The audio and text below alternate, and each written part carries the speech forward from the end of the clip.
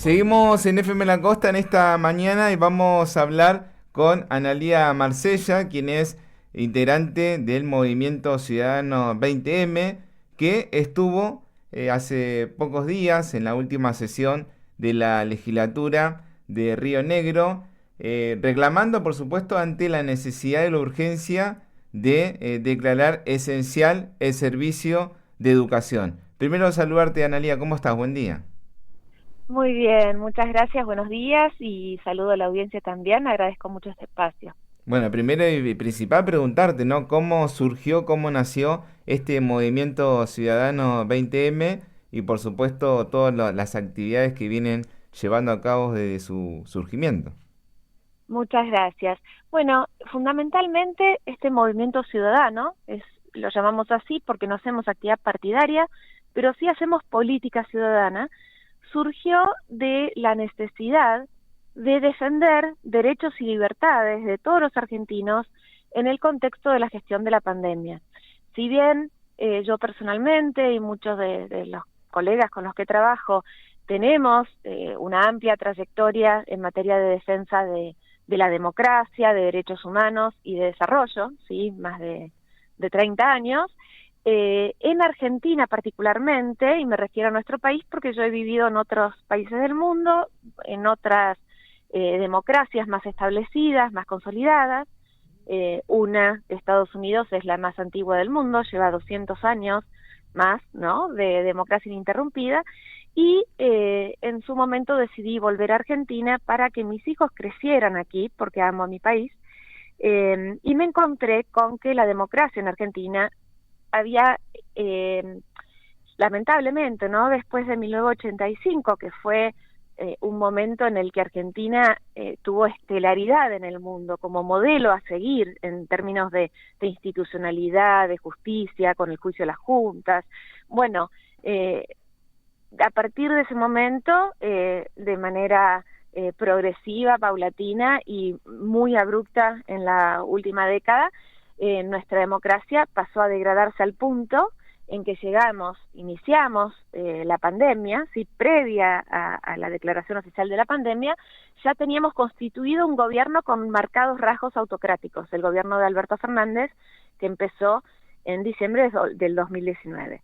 Eso hizo necesario, primero como primer instinto, yo soy jurista y me especializo en estos temas que mencioné, pensé, no estaba tan familiarizada con las instituciones locales después de haber vivido en el exterior, pensé que iba a funcionar alguna defensoría, algún juzgado, algún ministerio, me encontré con cantidades de defensorías, ministerios, pero la realidad es que nos encontramos junto con mi colega Matías, que él es de Chaco y vive en Buenos Aires. Sí. Nos encontramos gracias a las redes sociales y nos encontramos con que el ciudadano común en Argentina no tiene justicia y nadie que lo defienda, ¿sí?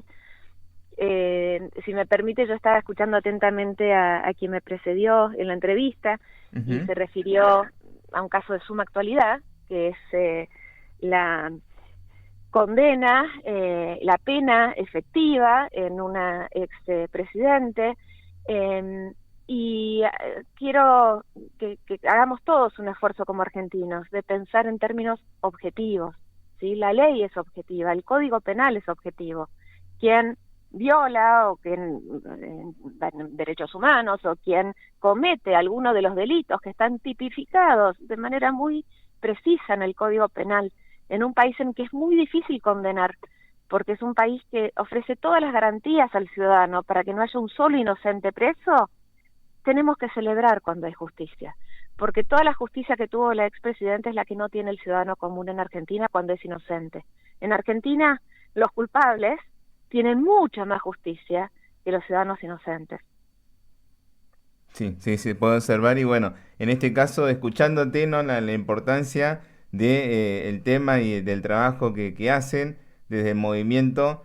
Bueno, han trabajado mucho, han investigado, por supuesto que son muchos años de estudio.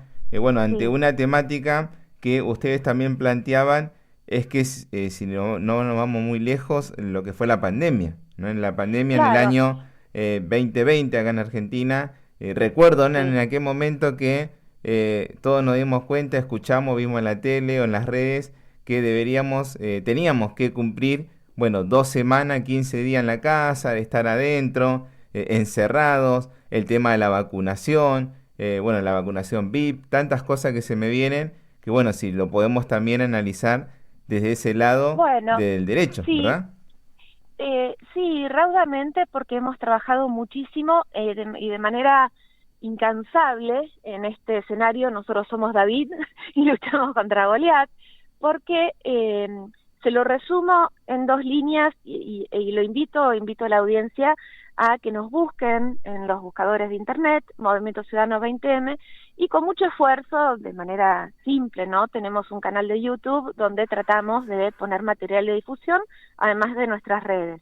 Pero para resumírselo en términos jurídicos comprobados, ¿sí? Con miles y miles y miles de fojas de fundamentación y de prueba que ningún juez y ningún agente del Estado en Argentina pudo refutar. Y cuando digo ningún juez, incluyo la Corte Suprema, a la que llegamos en 4 oportunidades.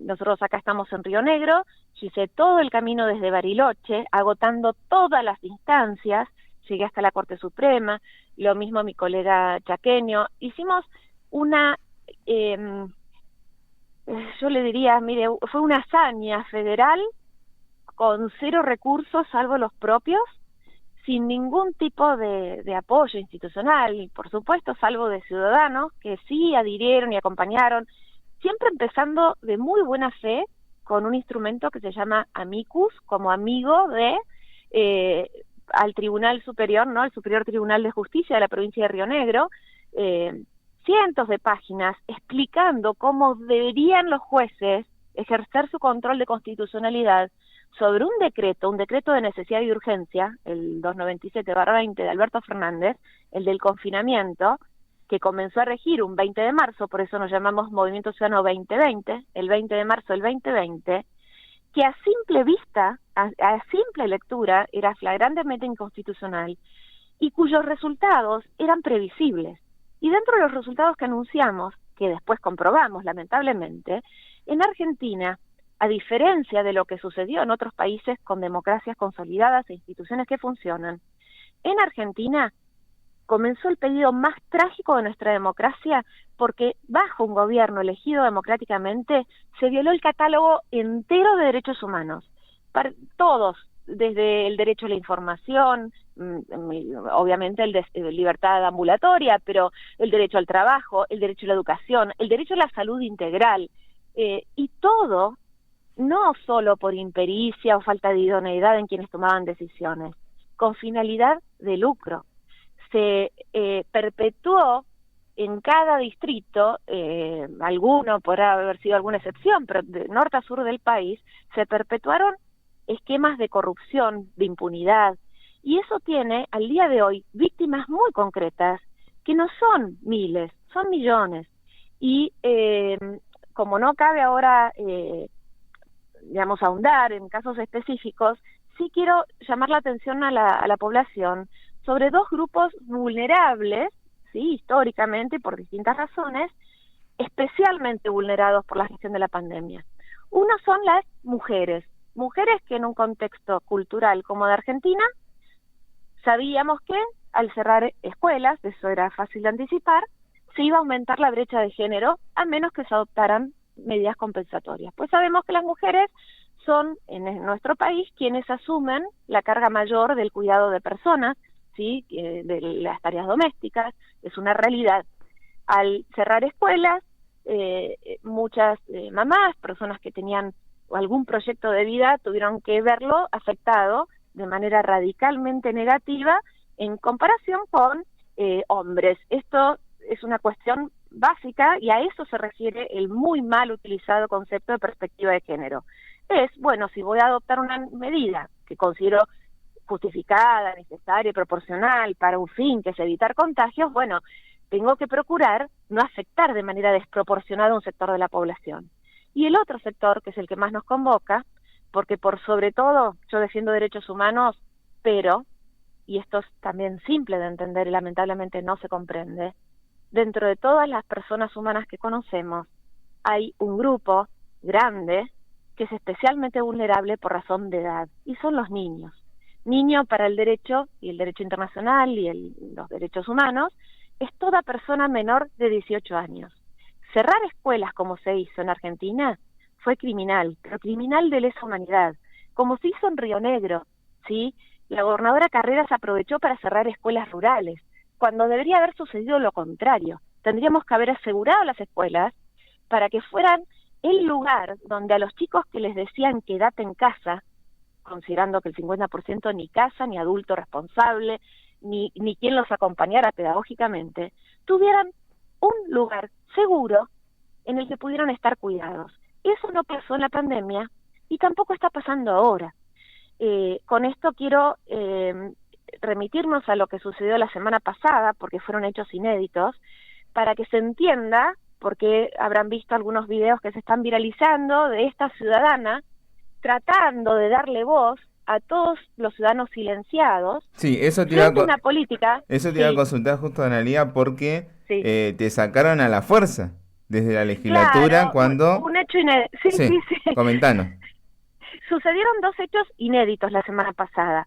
El antecedente, quiero destacar que en la provincia de Río Negro, esta ciudadana, junto con 500 expertos, habíamos lo redacté yo con el aval de docentes, de gente de todos los ámbitos de la sociedad, un proyecto de ley de emergencia educativa. Eso fue, digamos, en el medio de la pandemia, explicando todo esto, anticipando que Argentina se iba a convertir en un destino como es hoy, preferido para el turismo de pedofilias y los casos más espantosos de abusos contra niños que están sucediendo hoy y suceden en la provincia de Río Negro, anticipamos que iban a suceder. Bueno, más allá de las cuestiones pedagógicas y de que tenemos chicos cuasi analfabetos egresando del secundario, ¿no? Pero todo eso lo advertimos. De la ley de emergencia educativa, algo muy chiquitito que prosperó, porque a nivel nacional tuvimos la oportunidad, yo personalmente fui a diputados y hablé en su momento con el presidente Milei cuando era diputado. Hay iniciativas partidarias también que acompañaron desde el bloque en su momento de Juntos por el Cambio, después del PRO, y en la provincia de Río Negro el legislador Juan Martín acompañó este proyecto de ley, lo presentó como propio, lo hicimos para eso, para que quien tuviera interés en promover la educación lo hiciera, y de todo eso lo único que llegamos a avanzar en Argentina es con que se declare esencial el servicio público de educación, por lo menos para que en cualquier situación, como puede ser los paros por protestas laborales, haya una guardia mínima y la escuela esté abierta para no expulsar a los chicos fuera del sistema educativo. Hay un humor social hoy que es favorable a eso. De hecho, si recuerdan, en diputados a nivel nacional, tuvo media sanción ese proyecto. Fue muy difícil llegar hasta ahí, pero lo logramos. También el presidente Milei hace muy poquito sacó un DNU enfatizando lo mismo, ¿no? Era sobre el régimen de la media mercante, pero incluía que en todas las instituciones educativas el servicio de educación es esencial, por lo tanto no puede ser suspendido, interrumpido, que los chicos arreglen, ¿sí?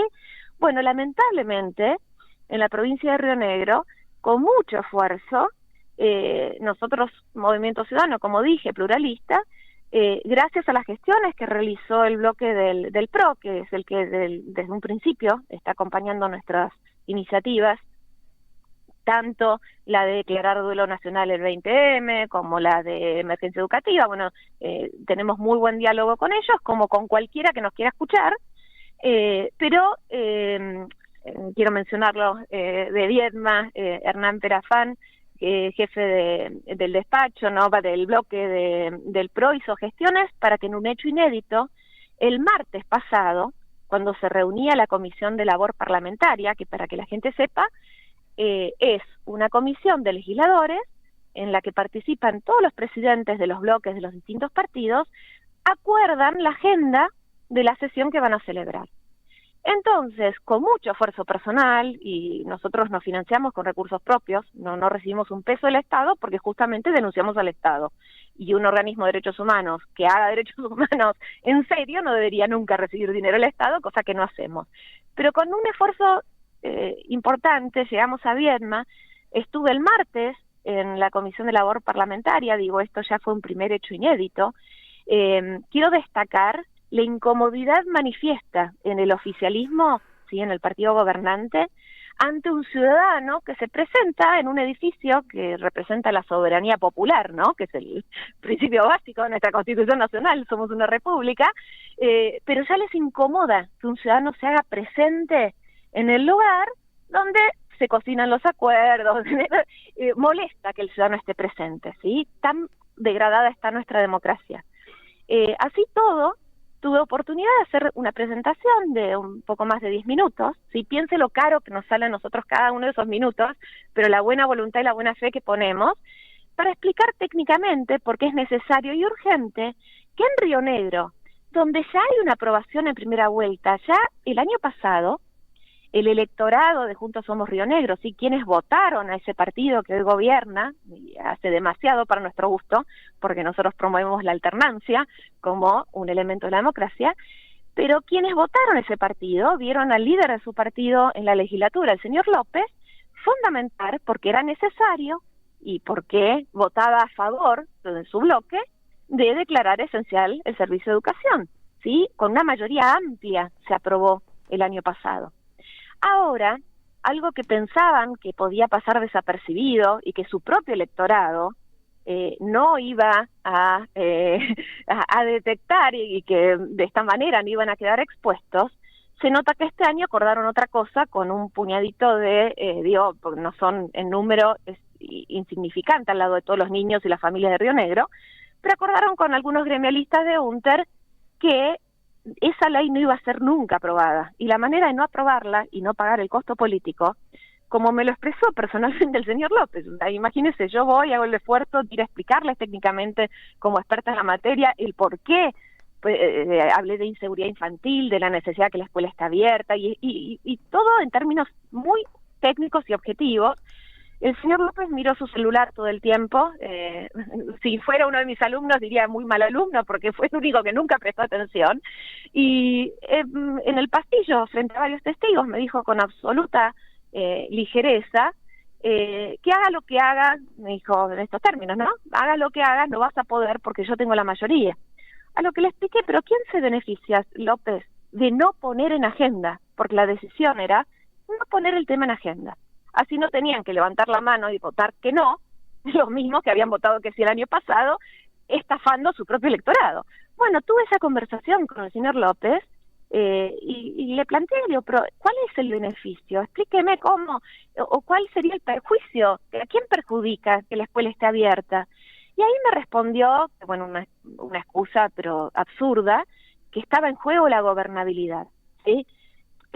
Un absurdo pensar que la gobernabilidad de un partido que es más dominante, que ejerce la tiranía de la mayoría, porque no es democracia lo que ejercen, va a ser desestabilizada la política rionegrina, porque en cada localidad hay una escuela abierta que reciba a los chicos cuando hay paro, ¿no? Que eso nada afecta los derechos laborales como el derecho a la protesta, es garantizar los derechos del niño. Bueno, el señor López no pudo comprender el concepto de interés superior del niño. Le expliqué pormenorizadamente cada aplicación práctica y también le expliqué que él iba a ser responsable de hacer que la provincia de Río Negro y por lo tanto Argentina incurriera en responsabilidad internacional, ¿sí? Tenemos que darle cuenta, tenemos que rendir a los demás estados del mundo porque es que no estamos cumpliendo con la Convención de Derechos del Niño.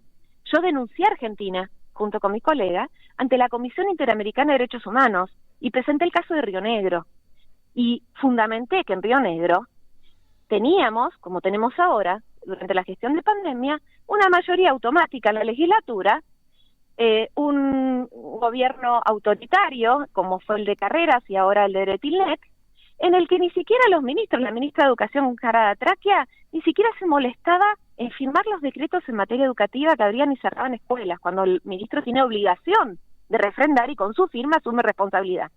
No, el ministro Sáenz, que era el de Salud, que hoy está como legislador, presumo por fuero, porque no se me ocurre otra razón por la cual el ministro de Salud, que cometió ¿sí? Actos no solo violatorios de derechos humanos, sino tiene que ser investigado por la presunta comisión de crímenes de lesa humanidad. Bueno, en ese contexto, después de esa reunión, como les digo, inédita, en que recibieron una ciudadana que explicó desde su especialidad técnica, fundamentó, explicó el interés superior del niño. López en ese mismo contexto me dijo que me olvide, que de todas maneras yo podía explicar y fundamentar todo lo que quisiera, pero que ya estaba decidido que no se iba a poner en la agenda. Yo, cuando me respondió, porque la mayoría la tenemos nosotros, le respondí, la mayoría somos la ciudadanía. Y eso incluye al propio electorado del señor López. Y ahora le hablo a todos los rionegrinos.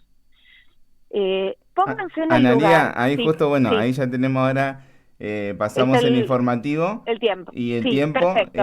pero bueno, ahí por supuesto se entendió lo que sucedió más que nada por el Claro. proyecto que vienen trabajando. Lo vamos a seguir hablando porque esto es un tema para hablar, por supuesto, más adelante. Y bueno, queremos agradecer también la conversación en este día.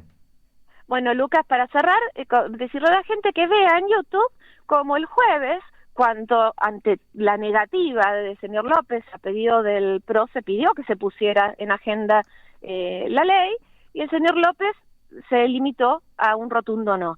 Entonces ahí, como último recurso, expresé a viva voz todo esto que les estoy contando, que cargan sobre la conciencia de cada uno de esos legisladores que no quiso ni siquiera poner en agenda la educación, carga la vida, la muerte, la integridad física y los derechos de los niños rionegrinos. Les agradezco muchísimo a ustedes por este espacio y siempre dispuesta cuando lo juzguen pertinente.